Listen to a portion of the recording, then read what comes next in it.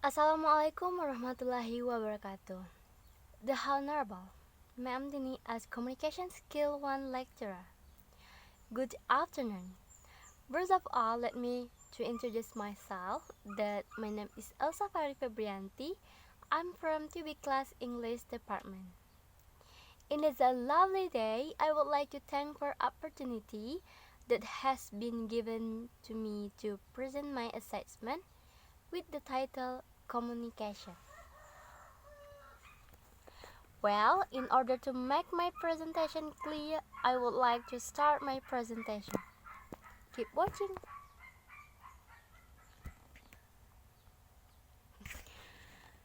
My presentation is divided into 5 main sections.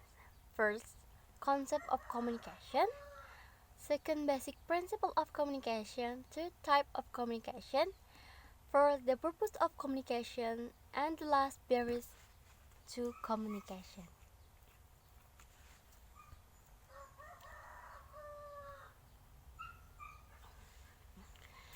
Concept of communication. What is a communication? Communication is the act of conveying meanings from one entity or group to another through the use of mutually understood signs, symbol, and semiotic rules. Process communication. There are message. This is the background step to the process of communication. Sender. The actual process of communication is initiated at the hands of the sender. Encoding. Encoding means giving a verb and meaning to message through expression. Medium, it refers to the method or channel. Receiver. Technically, a communication is a complete. Decoding. Decoding means the interpretation of the message by the recipients. Feedback. To complete the communication process, sending feedback to communication. Okay, next. Basic principle. Basic principle of understanding. Communication must be such as transmits understanding of the communication message to the recipient as per the intentions of the sender. Principle of attention. Communication must be made in a such manner that it invites the attention of the recipient to it. Principle of brevity. The message to be communicated must be a brief. As usual, the recipient, especially an executive, would not have much time to devote to a single piece of communication.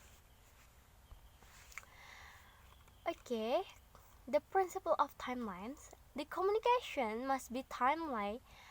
It must be made at the high time when needed to be communicated to the recipient. The principle of appropriateness. The communication must be appropriateness or rational. Principle of feedback. Communication must be two-way process. The feedback or reaction or response of the recipient of to the message must be as easily transferable to the sender as the original communication made by the sender. Okay, next. Types of communication. I will explain three of types of communication. First, downward communication. Downward communication moves downward in organization from the top management to the middle of lower level management, traveling via various links in the scholar chain.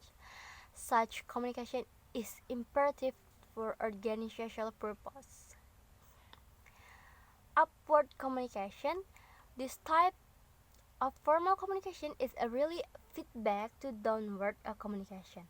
Upward communication process upward in an organization from the lower level management to middle and upper levels of management, traveling via various links in the scalar change.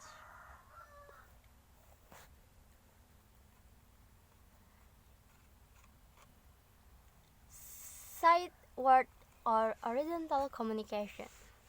This type of formal communication takes place among managers placed at the same rank in the organization. It is necessary for achieving coordination of action of individuals doing the similar type of work under manager of equal ranks. For example, a communication between two assistant product manager is an instance of horizontal communication. Okay.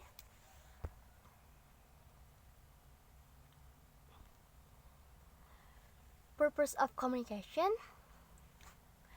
1. Flow of information. The relevant information must flow continuously from top to bottom and vice versa. Coordination. It is through communication the efforts of all the staff working in the organization can be coordinated for the accomplishment of the organizational goals. Learning management skills. The communication facilitates flow of information, ideas, beliefs, perception, advice, opinions, order, and instructions.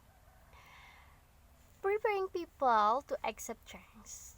The proper and effective communication is an important tool in the hands of management of any organization to bring about overall change in the organizational policy, procedure, and work style, and make the staff to accept and respond positively.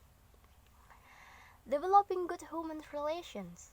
Manager and worker and other staff exchange their ideas, truth, and perceptions with each other through communication. Next, ideas of subordinated encouraged. The communication facilitating, inviting, and encouraging the ideas from subordinates on certain occasion on any text. Next slide. Yeah. About barriers to communication.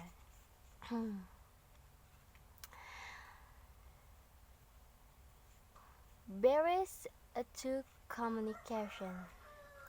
First, dissatisfaction or disinterest with one's job. If you are unhappy or have lost interest in your job, you are far less likely to communicate effectively, but on the giving and receiving end. In other words, your hurt isn't in this barrier is perhaps the most difficult to overcome because it involves changing a mindset, and thus it typically doesn't change until the person leaves. Inability to listen to others. Active listening is an important aspect of effective communication. Like transparency and thirst, it is extremely difficult to communicate anything when there is a lack of transparency and trust. Communication style. When they differ, everyone has their own communication style. Some people are very direct while others prefer more indirect approach. Some use detailed data while others rely on generalities and so forth. Occasionally, one person is so entered in their way of communicating, they find it difficult to communicate with others who rely on different styles. Conflict in the workplace. Conflict can happen for a variety of reasons, and when it does, it becomes a brief to effective communication. The nature of the conflict is not necessarily important. What is important is working to resolve the conflict. When the conflict is not eradicated, it grows and then people begin to take sides which further affect communication. Cultural difference and language. It is important to understand the cultural difference in communication, but don't think international as remembering that each Japan's one's surname precedes their given name. There can also be regional difference. For example, a northerner might not like the term why, all, or even understand the more expensive version all why all. While this example might seem trivial, the point is the cultural difference and can occur within the boundaries of the US, and when one does not recognize cultural difference, the risk of offending the other person it is in the obedience that communication breakdown. Okay, I think that's all my presentation in this time. Thank you for your pay attention and assalamualaikum warahmatullahi wabarakatuh.